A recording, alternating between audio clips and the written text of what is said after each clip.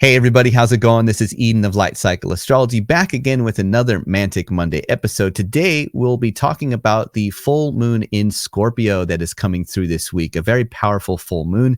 We'll get into the themes to watch for that. Before we get into it, don't forget to like, share, subscribe, hit notifications so you don't miss any videos. Leave some comments in the comment section. I love all comments, whether they are criticisms, suggestions, or ways that you notice the astrology we are experiencing. I love all comments. I appreciate them. Thank you very much. You can find me at lightcycleastrology.com if you're interested also in getting a reading from me.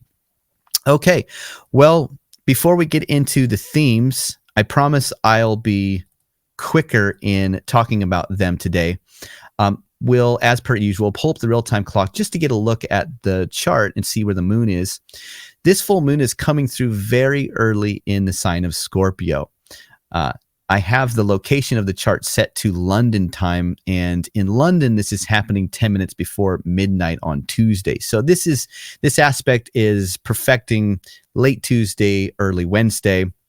But usually, you'll feel the energy of a full moon 1 to 2 days before, and 1 to 2 to maybe even 3 days after. And usually the reason for that is because you'll begin to notice the energy when the moon enters the sign that it will become full in. And then that energy has a propensity to hang around until the moon leaves that sign. So because this moon is making that exact opposition to the sun very early in the sign, it's likely that Monday for sure, Tuesday might be the most intense full moon energy day, but it could be, very much in the air Wednesday, Thursday, maybe even Friday, maybe even after that. But it shows us that this is kind of there's some potency here with this full moon because it's pretty early in the sign that it's happening with. Now, one thing, I promise I won't belabor too much technical detail on you guys today, but one thing I did want to mention that I think is really interesting is that this full moon happens in reception to the host lord of the full moon. So in other words, here's the moon in Scorpio, and the host of Scorpio, or the domicile ruler of Scorpio by ancient traditions, is Mars, right? I know in modern times it's Pluto, but from traditional astrology, we get Mars as the ruler of Scorpio. And Mars in Pisces can see the moon in Scorpio. They're both water signs, so they have this aspect by trine where they see each other. Why is that important? That's important because when a planet is in a sign, if it can see its host, what that means is that it will express by the nature of that sign. So the moon will be Marsy and express itself in a Marsy way in the sign of Scorpio. But it packs more ability to do so when there's visibility to the host. So because the moon can see Mars, it isn't going to do something Marsy, and maybe it's effective, maybe it's not effective, maybe it's low key. This is like very, it has the arrow really hitting the target here. If the moon does something Marsy, you can probably bet it's going to be really effective in a Marsy way. So that's one thing to know, is that we're talking about a very accurate full moon in expression, in other words. So that's one interesting thing. Now, the other thing that is also very much in play is that this full moon is very much related to the Jupiter-Uranus conjunction that is still very tight in the sign of Taurus. For one, this full moon is happening opposite to the sign of Taurus. Two, the sun, of course, is in Taurus as well, and it's the light of the sun that is shining on the moon. So because the sun, Jupiter, and Uranus are all in the same sign, it's all of that energy is sort of wrapped up together, and that's the light that is hitting the moon, if that makes sense. But as if that wasn't enough, and that would be enough, right? We also have both the moon and the sun in a square to Pluto. So there's this whole tension with Pluto at the same time. Okay, so let's get into the themes to watch for now. So theme number 1 is going to be, I'll just put up my title here, motifs around the Scorpio full moon. Motifs or themes, however you want to call it. But theme number 1 is a trigger for Jupiter, Uranus, and Sun-Pluto things. Just like we just said, there is a very intimate connection with these other two aspects that are very much hanging around right now, that are very much in the air as themes themselves. The moon could simply act like a trigger that brings the tension out or activates the culminative moment.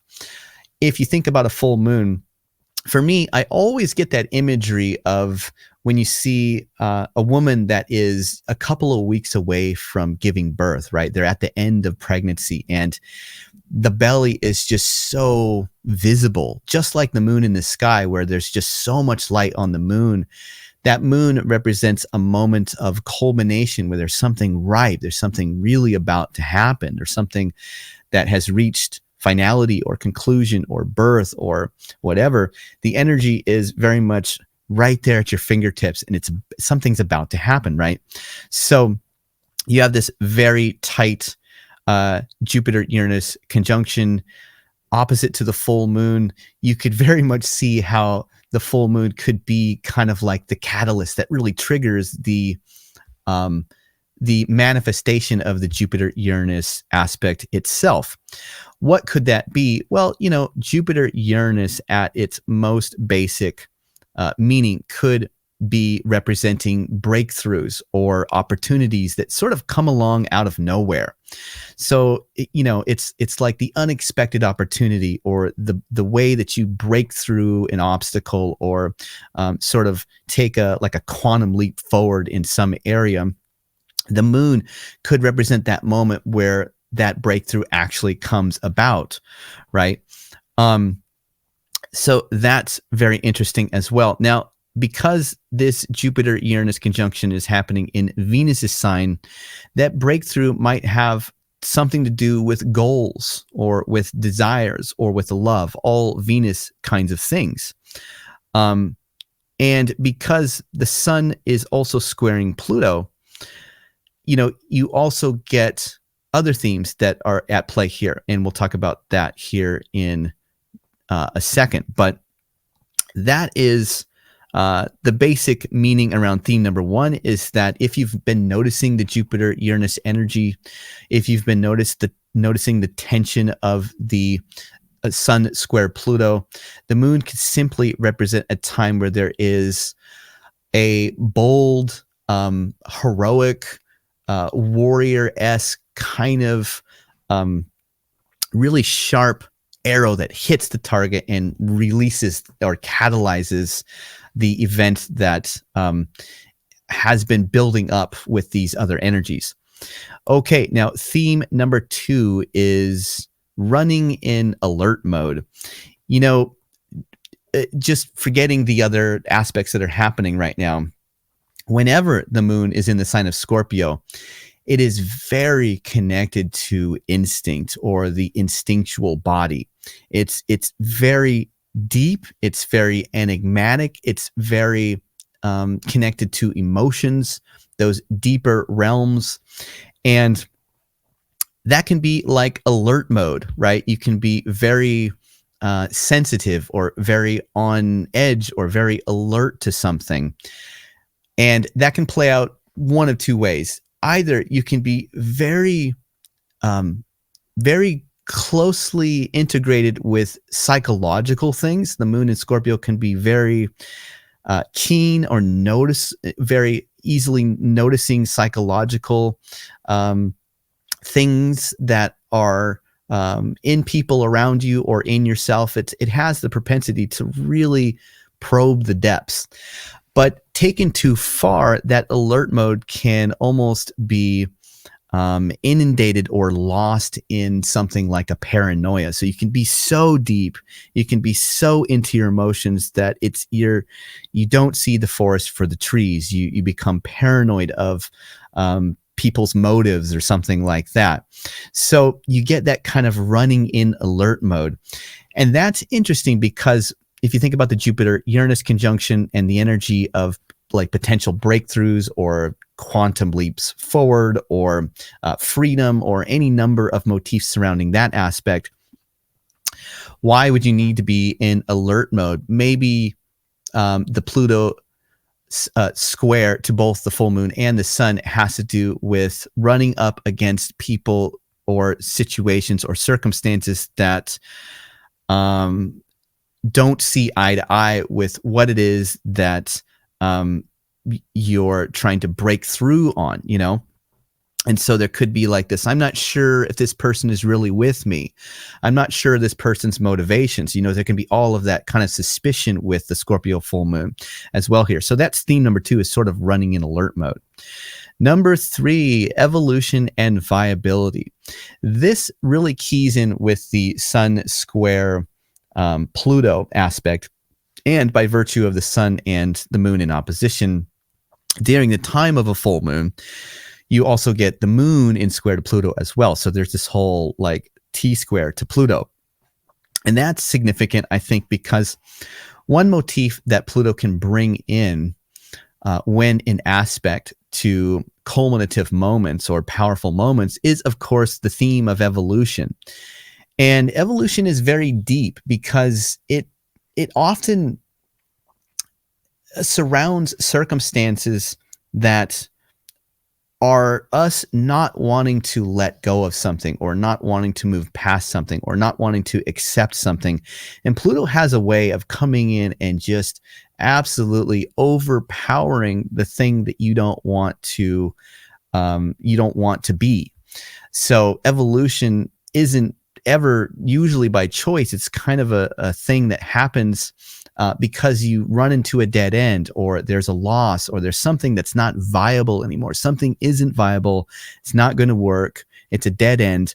And when you get the moon being fallen in the sign of Scorpio, traditionally, a Mars-ruled sign, Mars being a planet that is also connected to loss, death, conflict, trouble, or misfortune, you do get the theme that I wonder if, even on small or subtle levels, if you run into things that just feel like they're not viable, you know, I'm not sure if, you know, what I'm doing in this way completely works.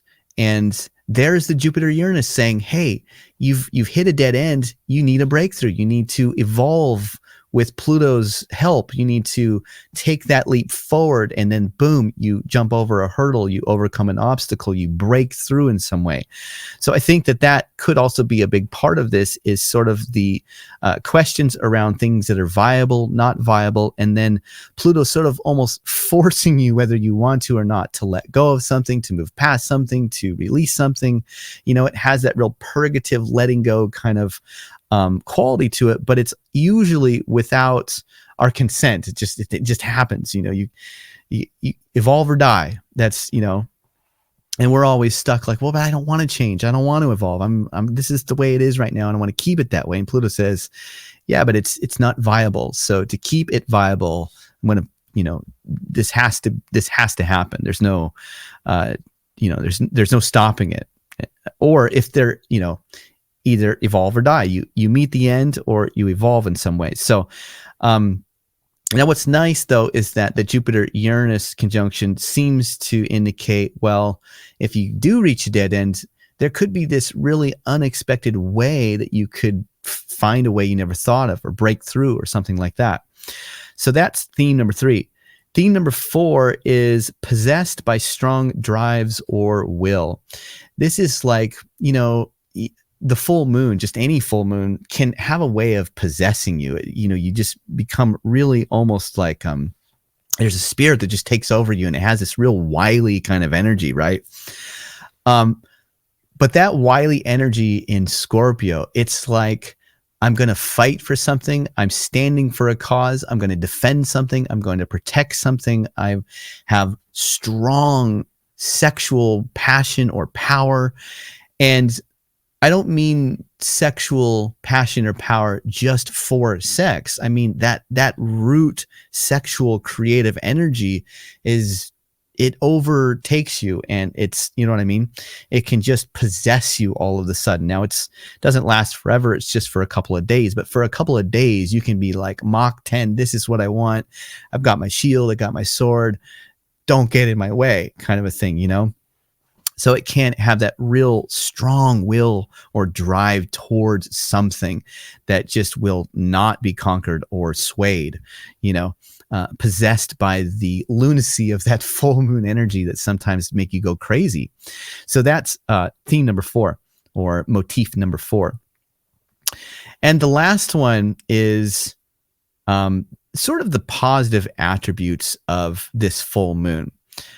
We have to remember that they said that the Buddha, while meditating under the Bodhi tree and battling very much so with all of the demons, you know, trying to battle his way towards enlightenment, sitting under that tree, not giving in to all of the temptations, eventually pushing through and breaking through all of those temptations and demons and desires and all of those attachments, all of those things eventually gave way and enlightenment was attained, right? But they say that that happened during a Scorpio full moon, which is rather fascinating. And it sort of brings in deeper philosophical things. Like, we're talking about a moon that happens in opposition to a Venus sign. Venus connected to things that are of the world, very tangible, like food, comfort, luxury, beauty, desire, lust, you know, all of those worldly kinds of things. And here's the moon standing in opposition to the sign, illuminating the fact that all those things are impermanent. They're all one day lost. They all decay and die, right? Scorpio, a sign of death and darkness in the fall time, of decay, of things falling off the leaves and entering the underworld.